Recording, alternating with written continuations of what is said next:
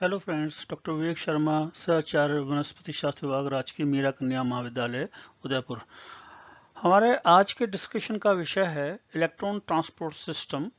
प्रकाश संश्लेषण की प्रक्रिया के अंतर्गत इलेक्ट्रॉन ट्रांसपोर्ट सिस्टम तथा फोटोफॉस्फोरेशन के दौरान लाइट फेज में वर्णकों के द्वारा एसिमेट्री पावर यानी स्वांगीकरण ऊर्जा का निर्माण होता है, यानी एटीपी और NADPH का निर्माण होता है, जो कि डार्क फेज में क्लोरोप्लास्ट के स्ट्रोमा के अंदर CO2 के स्थिरीकरण में प्रयुक्त होती है।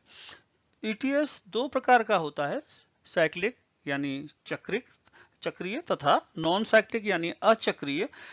ETS को हम विभिन्न चरणों में पढ़ेंगे, जिसमें पहला चरण है फोटो ऑक्सीडेशन ऑफ वाटर।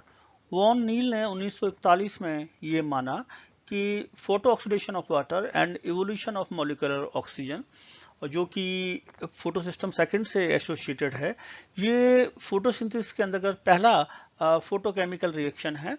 और इसमें इन्होंने बताया कि जब लाइट रिएक्शन स्टार्ट होता है तो लाइट जो है वो फोटो सिस्टम सेकंड के पिगमेंट सिस्टम पे गिरती है, और यहाँ से ये फोटो सिस्टम सेकंड का जो एंटीना कॉम्प्लेक्स है वो उसको लाइट को हार्वेस्ट करता है, इसको इकट्ठा करता है, और वहाँ से ये जो इसका रिएक्शन सेंटर है P680 क्लोरोफिल A मॉलिक्यूल, और यहाँ से वो एक्साइटेड हो जाता है, उत्तेजित हो जाता है, और उसमें उसके जो इलेक्ट्रॉन्स हैं वो उसके आउटर शेल में यानी हायर एनर्जी स्टेट में वो पहुंच जाता है, एक्साइटेड स्टेट की। और यहाँ वो उसका जो टाइम है बहुत ही शॉर्ट होता है, एक्साइटेड पीरियड 5 × 10⁻⁹ सेकेंड्स होता है, और वो इमीडिएटली अपना इलेक्ट्रॉन जो है वो ट्रांसफर कर देता है प्राइमरी एक्सेप्टर को, और मोस्ट प्रोबेबली वो फियोफाइटिन है। और ये जो ट्रांसफर होता है इलेक्ट्रॉन P680 से, और ये एक गैप क्रिएट कर देता है फोटो सिस्टम सेकंड के अंदर, और वो जो गैप है और जो होल है वो भरा जाता है फोटो ऑक्सीडेशन ऑफ वाटर के द्वारा, यानी जल का फोटो ऑक्सीडेशन होता है और फोटोलाइसिस होती है, और उससे इलेक्ट्रॉन निकलते हैं और ऑक्सीजन रिलीज होती है, और जो इलेक्ट्रॉन है वो वापस फोटो सिस्टम जो सेकंड है यानी P680 उसको वापस ग्राउंड स्टेट पे लाने का काम करता है। और इसमें आप देख रहे हैं इक्वेशन के अंदर एक वाटर मॉलिक्यूल जो है लाइट और क्लोरोफिल की प्रेजेंस में H और OH में विखंडित होता है। जो HN है वो H जो है वो HN और इलेक्ट्रॉन, प्रोटॉन और इलेक्ट्रॉन में विखंडित होते हैं, और ये इलेक्ट्रॉन प्लस OH मिलकर OH आयन बनाते हैं। और ये जो फोटो ऑक्सीडेशन है वाटर मॉलिक्यूल का, इसके लिए आवश्यक है वाटर ऑक्सीडाइजिंग एंजाइम कॉम्प्लेक्स, और मैग्नीशियम क्लोराइड और कैल्शियम आयंस की प्रेजेंस में ये वाटर की हाइड्रोलाइसिस होती है। अब ये देखा गया है कि एक मॉलिक्यूल ऑक्सीजन बनाने के लिए 4 मॉलिक्यूल जल की आवश्यकता होती है और 4 इलेक्ट्रॉन रिलीज होते हैं। और इस प्रकार से अगर 6 मॉलिक्यूल जो हैं ऑक्सीजन के लिए, वाटर मॉलिक्यूल्स जो चाहिए वो करीब 24 चाहिए, और 24 इलेक्ट्रॉन रिलीज होंगे, और ये जो 24 इलेक्ट्रॉन हैं ये और 24 प्रोटॉन ये मिलकर के 12 NADP मॉलिक्यूल से कंबाइन होकर के 12 NADPH2 बनाएंगे, और इस प्रकार से प्रक्रिया संपन्न होगी। तो अब जो नेक्स्ट है वो है एसिमिलेटरी पावर, यानी आर्नोन ने 1956 के अंदर ATP एंड NADPH2 के लिए एसिमिलेटरी पावर का शब्द का प्रयोग किया, और इन्होंने ये आर्नोन और इसके सहकर्मियों ने ये दर्शाया कि अगर एक आइसोलेटेड क्लोरोप्लास्ट लिया जाए और वो लाइट की प्रेजेंस में, प्रकाश की प्रेजेंस में ATP का निर्माण करता है, और ये जो प्रक्रिया है ATP निर्माण की प्रकाश की प्रेजेंस में, इसको फोटोसिंथेटिक फॉस्फोरिलेशन या फोटोफॉस्फोरिलेशन कहा गया। और ये ज़्यादातर जो माइटोकॉन्ड्रिया के अंदर आप लोग जानते हैं कि उसमें भी ATP का निर्माण होता है, पर जो माइटोकॉन्ड्रिया के अंदर रेस्पिरेशन के दौरान जो ATP का निर्माण होता है उसको हम ऑक्सीडेटिव फॉस्फोरिलेशन कहते हैं। और ये जो मैकेनिज्म, दूसरा जो मैकेनिज्म है, mechanism of reduction of NADP into NADPH2, यानी NADP का रिड्यूस होकर NADPH2 का निर्माण होना, इसको इलेक्ट्रॉन ट्रांसपोर्ट सिस्टम कहा जाता है। और प्रकाश संश्लेषण के दौरान कुछ ऊर्जा जो है, जो एनर्जी है, वो एब्जॉर्ब होती है क्लोरोफिल मॉलिक्यूल के द्वारा और एटीपी का निर्माण होता है, और बची हुई जो ऊर्जा है वो NADP को रिड्यूस करने के काम में आती है और एक रिड्यूस NADPH2 बनाती है, जो कि एक रिडक्टेंट है, यानी रिड्यूस पिरिडीन न्यूक्लियोटाइड है, और ये हाइड्रोजन और इलेक्ट्रॉन प्रोवाइड करती है। बैक्टीरियल फोटोसिंथेसिस के अंदर NADH होता है, NADPH के स्थान पर NADH प्रयुक्त होता है। नाउ इलेक्ट्रॉन ट्रांसपोर्ट सिस्टम या electron transport chain. Light reaction photosynthesis के अंदर दो सेपरेट फोटो सिस्टम्स और पिगमेंट सिस्टम भाग लेते हैं, और जो कि एक सीरीज के द्वारा, अपने कंपोनेंट्स की सीरीज के द्वारा जुड़े रहते हैं। देखा जाए है तो इलेक्ट्रॉन ट्रांसपोर्ट चेन के अंदर, फोटो सिस्टम के अंदर फॉलोइंग 4 कॉम्प्लेक्सेस प्रयुक्त होते हैं। पहला है एंटीना कॉम्प्लेक्स, इसको हम AC भी कहते हैं, और लाइट हार्वेस्टिंग कॉम्प्लेक्स भी कहते हैं, LHC भी कहते हैं। और ये जो है ये पिगमेंट प्रोटीन कॉम्प्लेक्स है, जो कि क्लोरोफिल मॉलिक्यूल्स और अदर एसेसरी पिगमेंट से मिलकर के बना है, और इसका जो प्राइमरी कार्य है, फंक्शन है, वो लाइट को हार्वेस्ट करना है। और जो लाइट हार्वेस्टिंग कॉम्प्लेक्स है फोटो सिस्टम 1 का, वो LHC1 कहलाता है, और जो फोटो सिस्टम 2 का लाइट हार्वेस्टिंग कॉम्प्लेक्स जो है वो LHC2 कहलाता है। दूसरा है इसमें कोर कॉम्प्लेक्स यानी CC, और ये जो है ये भी पिगमेंट प्रोटीन कॉम्प्लेक्स है। ये पॉलीपेप्टाइड्स और के तथा 40 से लेकर 60 क्लोरोफिल मॉलिक्यूल से निर्मित होता है। एक रिएक्शन सेंटर होता है, इलेक्ट्रॉन डोनर होता है, इलेक्ट्रॉन एक्सेप्टर होता है। कोर कॉम्प्लेक्स फोटो सिस्टम 1 का कोर कॉम्प्लेक्स जो है वो CC1 या और फोटो सिस्टम 2 का जो कोर कॉम्प्लेक्स है वो CC2 कहलाता है। नाउ तीसरा जो इसमें कॉम्प्लेक्स है, that is cytochrome B6F complex. ये इसको सर्वप्रथम नेल्सन एंड न्यूमैन ने 1972 में आइसोलेट किया था और करेक्टराइज किया था, और ये जो है फोटो सिस्टम 1 को और फोटो सिस्टम 2 को जोड़ते हैं, कनेक्ट करते हैं, और ये एक नॉन पिगमेंटेड कॉम्प्लेक्स है। और ये जो है प्लास्टोक्विनोन और प्लास्टोसाइनिन के बीच में ऑक्सीडेटिव एक्टिविटी को दर्शाता है। प्लास्टोक्विनोन और प्लास्टोसाइनिन कंपोनेंट्स जो हैं वो शटल के रूप में कार्य करते हैं इलेक्ट्रॉन ट्रांसपोर्ट चेन के अंदर, और प्लास्टोक्विनोन जो है वो एक्ट करता है शटल के रूप में फोटो सिस्टम 2 और साइटोक्रोम B6F कॉम्प्लेक्स के बीच में, और प्लास्टोसाइनिन जो है वो एक्ट करता है साइटोक्रोम B6F तथा फोटो सिस्टम 1 कॉम्प्लेक्स के बीच में। और चौथा इसमें जो कॉम्प्लेक्स है वो है ATPase complex and coupling factor. ये जो है ये this is located with in and upon the surface of chloroplast membrane, यानी क्लोरोप्लास्ट मेम्ब्रेन के अंदर और बाहर की सरफेस पे पाया जाता है। और ये जो कॉम्प्लेक्स है ये CF1 और CF0 फैक्टर से मिलकर बनता है, और ये जो इलेक्ट्रॉन ट्रांसपोर्ट सिस्टम के अंदर जो एनर्जी है उसको ये यूटिलाइज करता है, और ADP को और इनऑर्गेनिक फॉस्फेट को लेकर के ATP का निर्माण करता है। Now non cyclic electron transport system and non cyclic photophosphorylation. इसमें दोनों फोटो सिस्टम यानी photo system 1 and photo system 2 दोनों ही इसमें भागीदारी करते हैं, इन्वॉल्व होते हैं, और इसमें जो है हाई एनर्जी इलेक्ट्रॉन एक्सपेल होते हैं जब chlorophyll A molecule photo system 2 का ऊर्जा को लेता है, लाइट एनर्जी को लेता है, और ये एक्साइट हो जाता है और हाई एनर्जी इलेक्ट्रॉन को एक्सपेल करता है। और ये जो इलेक्ट्रॉन है ये प्लास्टोक्विनोन के द्वारा कैप्चर की जाती है, और यहाँ पर जो इलेक्ट्रॉन है वो ट्रेवल करता है, मूव करता है। इसमें फोटो सिस्टम 2 से के रिएक्शन सेंटर से लेकर के फियोफाइटिन, फिर प्लास्टोक्विनोन, फिर cytochrome B6F complex and plastocyanin, और उसके बाद ये फोटो सिस्टम 1 के रिएक्शन सेंटर P700 पे आ जाता है। और ये जो जब ट्रैवल कर रहा होता है जब इलेक्ट्रॉन, तो जब ये प्लास्टोक्विनोन और साइटोक्रोम B6F कॉम्प्लेक्स के बीच में से जब गुजरता है, तो जो एक्स्ट्रा एनर्जी है वो इलेक्ट्रॉन के द्वारा कैरी की जाती है और वो एटीपी सिंथेसिस के अंदर काम प्रयुक्त हो जाती है। और जो इसमें से एडिशनल प्रोटॉन निकलते हैं वो ट्रांसपोर्ट हो जाते हैं ल्यूमन के अंदर, उस ल्यूमन के अंदर। Now photosystem second oxidises water to oxygen.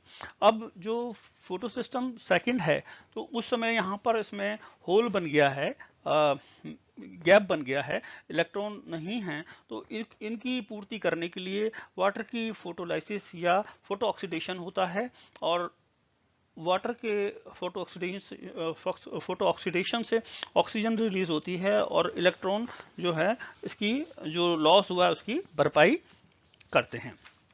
Now chlorophyll A molecule of photosystem 1, यानी जो क्लोरोफिल ए मॉलिक्यूल है फोटोसिस्टम 1 का, या P700 को हम कह सकते हैं रिएक्शन सेंटर को, जब वो फोटोसिस्टम सेकंड से इलेक्ट्रॉन को रिसीव कर लेता है, तो खुद उत्तेजित होकर के हाई इलेक्ट्रॉन शेल में आ जाता है, और ये यहाँ पर जो इलेक्ट्रॉन है वो रिलीज करता है, और ये इलेक्ट्रॉन जो है वो AFES यानी एक आयरन सल्फर प्रोटीन कॉम्प्लेक्स है उसके द्वारा ले लिया जाता है, और वो ये iron sulphur protein complex reduce हो जाता है। अब इस आयरन सल्फर प्रोटीन कॉम्प्लेक्स से इलेक्ट्रॉन जो है वो फेरोडॉक्सिन को पर स्थानांतरित होता है, और फेरोडॉक्सिन रिड्यूस हो जाता है, और ये आयरन सल्फर प्रोटीन कॉम्प्लेक्स जो है ऑक्सीडाइज हो जाता है। अब ये फेरोडॉक्सिन जो है वो FADS2 को रिड्यूस करता है, FAD को रिड्यूस करता है और FADS2 बनाता है, और फाइनली ये जो हैं इलेक्ट्रॉन्स वो NADP के द्वारा ले लिए जाते हैं, और वो रिड्यूस होकर NADPS2 का निर्माण करता है। और फेरोडॉक्सिन से जब ये FAD के द्वारा लिया जाता है, तो ये इसमें एक एंजाइम यूज होता है FT NADP रिडक्टेस, और इस प्रकार से ये NADPS2 का निर्माण होता है। और ये जो इसमें मैंने पहले बताया कि जो फोटोसिस्टम सेकंड्स के अंदर जो उसका रिएक्शन सेंटर है P680, वहां से जब क्लोरोफिल जो इलेक्ट्रॉन मॉलिक्यूल निकलता है ना, तो वहां पर एक इलेक्ट्रॉन डेबिट या होल का निर्माण हो जाता है और फोटोसिस्टम सेकंड के अंदर, और वो फोटो ऑक्सीडेशन से या फोटोलाइसिस से जल की ही उसकी पूर्ति हो पाती है। यहीं पर ऑक्सीजन रिलीज होती है फोटोसिस्टम सेकंड के अंदर नॉन साइक्लिक फोटोफॉस्फोरिलेशन के अंदर, और ये जो पाथवे है इलेक्ट्रॉन ट्रांसपोर्ट का, और फ्रॉम वाटर यानी जल से लेकर के और NADP तक, ये दोनों फोटो सिस्टम इसमें इन्वॉल्व होते हैं, और इसको हम Z स्कीम कहते हैं, क्योंकि ये जो है the transport pathway according to the redox potential of various molecules involve in process gives an appearance of alphabet Z। ये जो Z स्कीम इसलिए कहा जाता है कि विभिन्न जो रिडक्स पोटेंशियल यूज हो रहे हैं इस पाथवे के अंदर, दोनों फोटो सिस्टम यूज हो रहे हैं, ये जो अंग्रेजी का अल्फाबेट Z है उसकी वैसा दृश्य होता है, वैसा दिखाई देता है। अब इस स्कीम के अंदर जो इलेक्ट्रॉन इजेक्ट होता है क्लोरोफिल ए मॉलिक्यूल से फोटोसिस्टम सेकंड के, वापस लौट करके फोटोसिस्टम सेकंड पे नहीं आता, और इसी तरह से ये जो फोटोसिस्टम फर्स्ट से जो इलेक्ट्रॉन निकलता है वो लौट के वापस फोटोसिस्टम 1 पे नहीं आता, बल्कि NADP के द्वारा ये ले लिया जाता है और इसके रिडक्शन में काम आता है और NADPS2 का निर्माण होता है। Therefore this electron transport is called as non-cyclic electron transport। इसलिए इसको non-cyclic electron transport कहा जाता है, क्योंकि इलेक्ट्रॉन लौट करके वापस उसी क्लोरोफिल मॉलिक्यूल पे नहीं आता, और इसी से जो फोटोफॉस्फोरिलेशन हो रहा है यानी प्रकाशीय फॉस्फीकरण हो रहा है, वो भी नॉन साइक्लिक फोटोफॉस्फोरेशन या अचक्रीय प्रकाशीय फॉस्फीकरण कहलाता है। और इस स्कीम के अंदर जो फोटोसिस्टम 1 है वो रिड्यूस होता है जो इलेक्ट्रॉन फोटोसिस्टम सेकंड से आ रहे हैं उनसे, और फोटोसिस्टम सेकंड जो है वो वापस रिड्यूस होता है जो इलेक्ट्रॉन जल से आ रहे हैं उनसे। नेक्स्ट इसमें आप देख रहे हैं चित्र के अंदर, ये this is the organisation of photosynthetic electron transport system in the thylakoid membrane. Thylakoid membrane में कैसे ऑर्गेनाइजेशन हो रहा है फोटोसिंथेटिक इलेक्ट्रॉन ट्रांसपोर्ट सिस्टम का। इसमें आप देखिए ये लाइट हार्वेस्टिंग कॉम्प्लेक्स है, और ये जो है इसका एंटेना कॉम्प्लेक्स है फोटो सिस्टम 1 का। और यहाँ पे आप देख रहे हैं कि मैग्नीशियम और कैल्शियम और क्लोराइड आयन की आवश्यकता होती है। और यहाँ पर ये जो है फियोफैटिन से होता हुआ, प्लास्टोक्विनोन से होता हुआ इलेक्ट्रॉन अल्टीमेटली ये साइटोक्रोम बीएफ कॉम्प्लेक्स तक पहुंचता है, और वहां से ये प्लास्टोसाइनिन से होता हुआ ये फोटो सिस्टम फर्स्ट तक पहुंचता है। और वहां पर जाकर के उसकी जो इलेक्ट्रॉन जो एनर्जी लेकर के फोटो सिस्टम 1 उत्तेजित हुआ है, उसको वापस ग्राउंड लेवल पे लाने का काम करता है। और यहाँ से जो इलेक्ट्रॉन गया है वो फेराडॉक्सिन से लेता हुआ और NADP को रिड्यूस करता हुआ NADPH का निर्माण करता है। Now the next is cyclic electron transport system और साइक्लिक फोटोफॉस्फोरिलेशन। इसमें इस प्रकार के जो फोटोफॉस्फोरिलेशन है, यानी प्रकाशीय फॉस्फीकरण है चक्रीय, इसके अंदर सिर्फ खाली फोटो सिस्टम 1 की भागीदारी होती है, खाली फोटो सिस्टम 1 इन्वॉल्व होता है।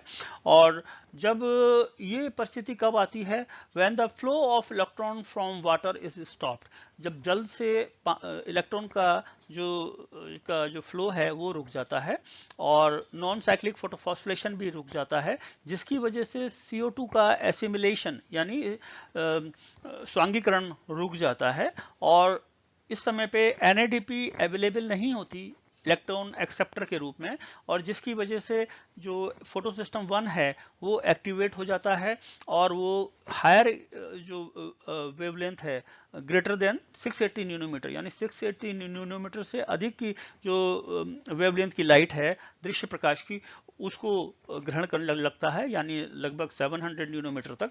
और ये इसमें जो इलेक्ट्रॉन एक्साइटेड होता है वो फोटो सिस्टम 1 से वो ट्रिपलेट स्टेट में पहुंच जाता है क्लोरोफिल ए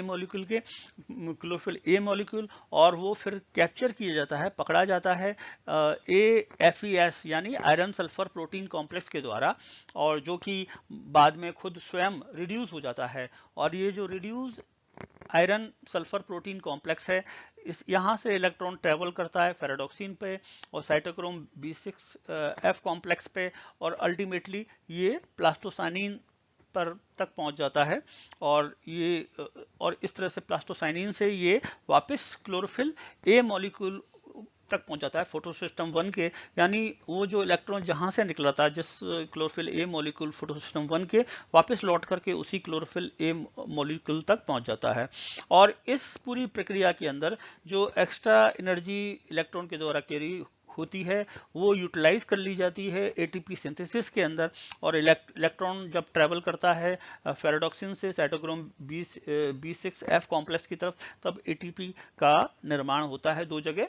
और ये जो साइक्लिक फोटोफॉस्फोरिलेशन ये इसलिए स्टार्ट होता है, this starts because the activity of photosystem second stops, क्योंकि जो फोटोसिस्टम सेकेंड है उसकी एक्टिविटी जो क्रियाशीलता है वो रुक जाती है, और वो निम्न कारणों से हो सकती है। पहला है when the wavelength of light greater than 680 nanometre are used, जब अगर लाइट की वेवलेंथ 680 नैनोमीटर से अधिक की प्रयोग में आ रही है, और उस कंडीशन के अंदर जो फोटो सिस्टम 1 है वो एक्टिव हो जाता है, और वाटर की फोटोलाइसिस नहीं हो पाती, और NADPH2 का निर्माण भी रुक जाता है।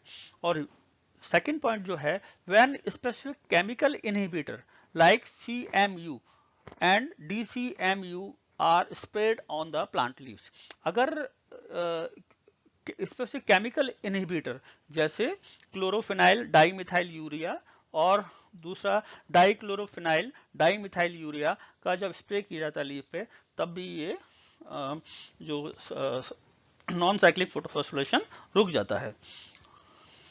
इस इसके अंदर क्योंकि जो इलेक्ट्रॉन फोटोसिस्टम 1 से निकले थे वो ही वापस उसके क्लोरोफिल ए मॉलिक्यूल से जो निकले थे P700 से वही इलेक्ट्रॉन वापस लौट करके उसी फोटोसिस्टम 1 के क्लोरोफिल ए मॉलिक्यूल यानी P700 पर वापस आ जाते हैं।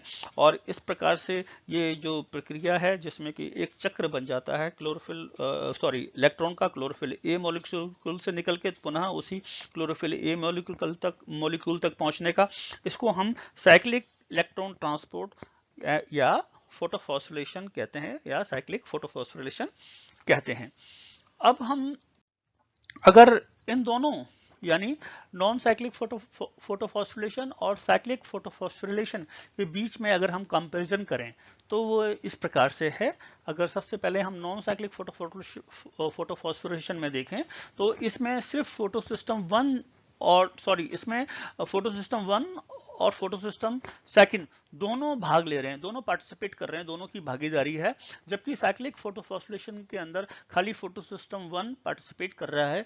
और इसी तरह से अगर हम दूसरा पॉइंट देखें, the electron expelled from chlorophyll A molecule is not cycled back, its loss is compensated by electron coming from photolysis of water। यानी जो इलेक्ट्रॉन क्लोरोफिल फोटोसिस्टम सेकंड से जो क्लोरोफिल मॉलिक्यूल से निकले हैं वो वापस लौट करके उसी क्लोरोफिल मॉलिक्यूल पे नहीं आते, और ये जो लॉस होता है या जो होल बन जाता है या डेफिसिट बन जाता है, इसकी पूर्ति वाटर के हाइड्रोलाइसिस फोटोलाइसिस से या फोटो ऑक्सीडेशन से, जल के विखंडन से जो इलेक्ट्रॉन निकलते हैं उससे की जाती है। इसी तरह से हम साइक्लिक फोटोफॉस्फोरिलेशन में देखते हैं कि the electron expelled from chlorophyll molecule is cycled back. और इसमें साइक्लिक फोटोफॉस्फोरिलेशन में फोटोसिस्टम 1 के क्लोरोफिल ए मॉलिक्यूल से जो इलेक्ट्रॉन निकलते हैं वो वापस घूम करके साइकिल होकर के वापस क्लोरोफिल ए मॉलिक्यूल तक पहुंच जाते हैं। तीसरा पॉइंट अगर हम देखते हैं, NADP is reduced to NADPS2 which is utilized in carbon dioxide fixation। इसमें NADP नॉन साइक्लिक फोटोफॉस्फोरिलेशन के अंदर NADP का रिडक्शन होता है और NADPS2 का निर्माण होता है, जो कि CO2 के फिक्सेशन के अंदर, स्वांगीकरण के अंदर प्रयुक्त होता है। और यहाँ पर साइक्लिक फोटोफॉस्फोरिलेशन के अंदर NADP रिड्यूस नहीं होती, इसलिए NADPS2 का निर्माण नहीं होता और इसीलिए CO2 फिक्सेशन रिटार्ड हो जाता है, पीछे चला जाता है। CO2 फिक्सेशन, CO2 का स्वांगीकरण नहीं हो पाता। नॉन साइक्लिक फोटोफॉस्फोरिलेशन के अंदर photo oxidation of water takes place. इसमें यहाँ पर जल का विखंडन होता है, फोटो ऑक्सीडेशन होता है। और इसी प्रकार से इसके अंदर साइक्लिक फोटोफॉस्फोरिलेशन के अंदर फोटो ऑक्सीडेशन और photolysis of water does not takes place. Photo oxidation और फोटोलाइसिस जल की नहीं हो पाती, और इसीलिए नॉन साइक्लिक फोटोफॉस्फोरिलेशन के अंदर क्योंकि फोटो ऑक्सीडेशन होता है जल का, इसलिए उसमें oxygen is given of, oxygen given out होती है, ऑक्सीजन बाहर आती है। और जबकि साइक्लिक फोटोफॉस्फोरिलेशन के अंदर ऑक्सीजन नहीं निकलती। नेक्स्ट पॉइंट है, only 1 ATP molecule is synthesised during cytochrome F from PQ। इसमें इस प्रक्रिया के अंदर नॉन साइक्लिक फोटोफॉस्फोरिलेशन की जगह में एक ही जगह पर ATP का निर्माण होता है, वो साइटोक्रोम F से और प्लास्टोक्विनोन तक जब इलेक्ट्रॉन मूव करता है तो उस समय अतिरिक्त ऊर्जा जो है वो ATP के रूप में बन जाती है। और इसी प्रकार से साइक्लिक फोटोफॉस्फोरिलेशन के अंदर हम देखते हैं कि दो जगह two ATP molecules are produce, दो जगह पे एटीपी मॉलिक्यूल्स का निर्माण होता है। एक तो फेराडॉक्सिन से साइटोक्रोम B6 के बीच में जब इलेक्ट्रॉन्स मूव करते हैं, और दूसरा जब प्लास्टोक्विनोन से साइटोक्रोम F के बीच में इलेक्ट्रॉन मूव करते हैं। और नेक्स्ट पॉइंट देखें हम नॉन साइक्लिक फोटोफॉस्फोरिलेशन के अंदर, तो it occurs in green plants and not in bacteria. ये खाली हरे पौधों में होता है, बैक्टीरिया में नहीं होता। जबकि साइक्लिक फोटोफॉस्फोरिलेशन जो है वो मोस्टली बैक्टीरिया के अंदर होता है।